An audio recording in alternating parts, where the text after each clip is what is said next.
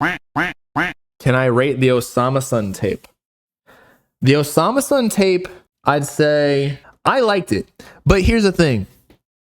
Before I rate it, the bass line is so much different than I Am Music, for example. Like, I gave I Am Music when I first streamed it a 6.7, but that's also because we were tired. It was 30 tracks in a row. I actually increased that rating. It's probably like a 7.5, maybe an 8.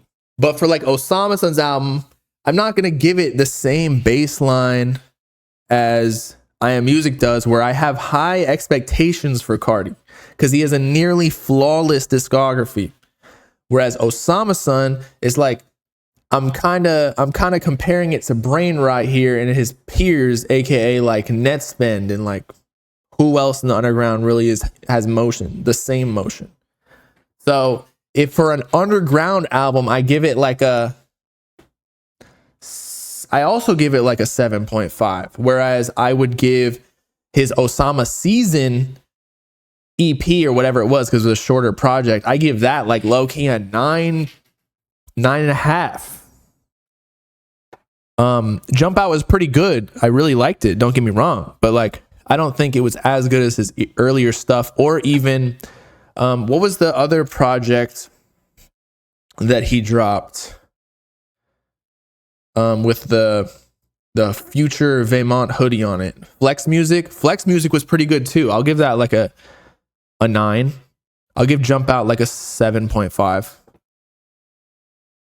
But yeah, so people were getting mad at me in the comments yesterday about like, so like, how did you rate Pink Tape at a higher rating than I Am Music, and you're claiming that I Am Music is a better album than Pink Tape? And I'm like, well, like my first reaction of an album isn't necessarily my final rating of something.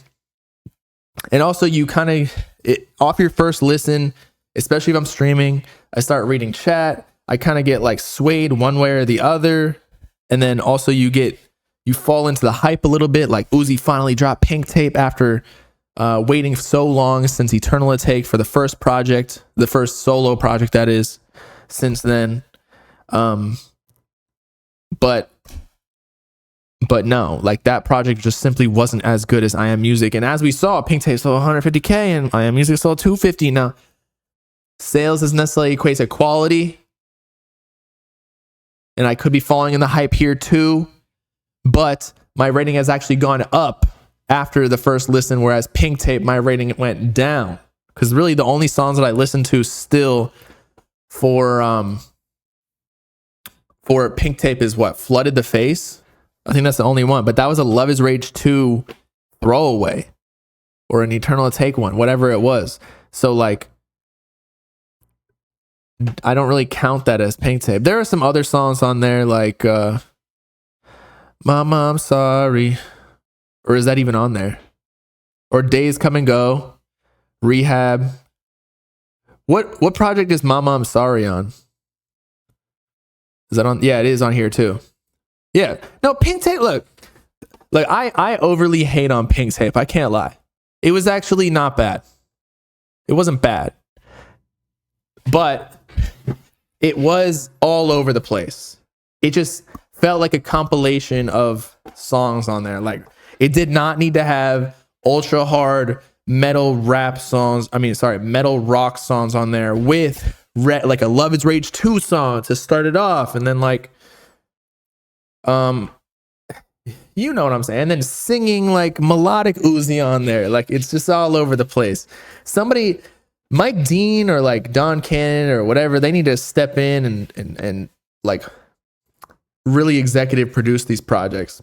The last two Lil Uzi projects are unlistenable. Sorry, Bob. Hey, you don't gotta tell me. Eternal Take 2, I don't think I've gone back to like more than once after the first 2 weeks that it dropped. Like, I couldn't even tell you what songs are on there, to be honest. Let me see. Okay, I like We Good.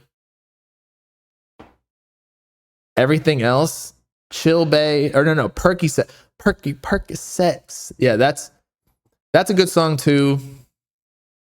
But yeah, Eternal Take 2 is bad. Like if any of these Uzi fans are saying Eternal Take 2 is better than I Am Music, like you are tripping. Now, if you want to say Pink Tape, sure, go ahead. I get it. It has some good songs on there, but I Am Music is literally a compilation album. I agree. And that's why I actually rate I Am Music. If we're to rank it throughout his projects, I think this is going to be my official rank, at least tentatively, for Carti albums. And I have never really done this because it's so hard to compare them because they're so different. And then also Carti's discography is nearly flawless. But I feel like I Am Music actually has the most skips on it out of every single project he's made. Now, this opinion could change because it just dropped, and I'll be the first to admit, during Whole Lotta Red, I low-key didn't like it that much, but then I grew to like it for whatever reason. In fact, during Die Lit, I kind of heard it the first time, and it was pretty long, at least in relation to the time period we were in, and I thought every song kind of sounded the same. I remember I was driving, and we listened to it the entire time. Self-Titled, absolutely loved the first time, and that's just a moment in my life where every song hits except for like maybe one. So anyway, I Am Music. I feel like it goes, let's see. It's actually so hard, dude. I really like Whole Lotta Red. But when you go back to Self-Titled, you can definitely hear that it's a bit aged. Die Lit might be like objectively Carti's best project. And then I might do Whole Lotta Red and then Self-Titled. Man, I don't even know, dude. I don't even know. And then I Am Music. But again, like, it's not that I don't like I Am Music either. Like, just because it might be last on the ranking doesn't mean that I hate it, because I actually love some of these songs on I Am Music, like Toxic and like Wheezy. Like, there are some bangers on this project. It's just that I think it is the most imperfect album. But again, it could grow on me. It's the most imperfect album in Carti's discography. That's what I'm saying. But you're right. They are also different to even compare.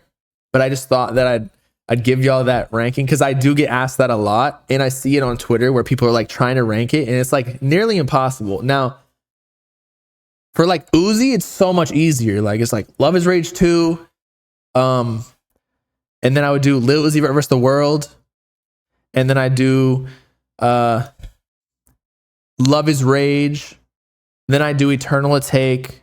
Like, it's like pretty clear to me what that is. But with Carti, it's like, it really depends on like how I'm feeling at the time, like the vibe, because it's totally different. Put Trippie's albums in order. Okay. Trippie just has a lot of albums too, though, so it's kind of hard to remember all of them. But I'd probably say, what is his second album ever? It was A Love Letter to You 2. That shit is amazing. And then I'd probably do Life's a Trip. I like his SoundCloud songs the most, though, like Bust Down, Into Deep. But A Love Letter to You 2 is definitely the best. And Life's a Trip. Those are the easy ones. And then everything else I feel like are interchangeable to me. Although the newer albums are kind of like, it slowly degrades. I can't lie. I don't really like his newer music. Although I always give him a chance because Trippie is talented. He'll come out with a, banger like Miss the Rage. And then Life's a Trip I actually liked. That was like a new thing. He kind of started, or he helped influence with Sofago and Ken Carson, like the Rage wave. But yeah, that's it. I'd say that. A Love Letter to You 2, Life's a Trip, and then Life's a Trip at Night. What was I saying before? I think I messed up Trip at Night and Life's a Trip, but you got the point. Like the Rage album, Trip at Night, which was the dark version of Life's a Trip. And then everything else I don't really care for. Maybe Saint Michael, but that was just a mixtape. And I have recency bias for that because it's more like Ragey 2. But yeah, everything else, I don't really care.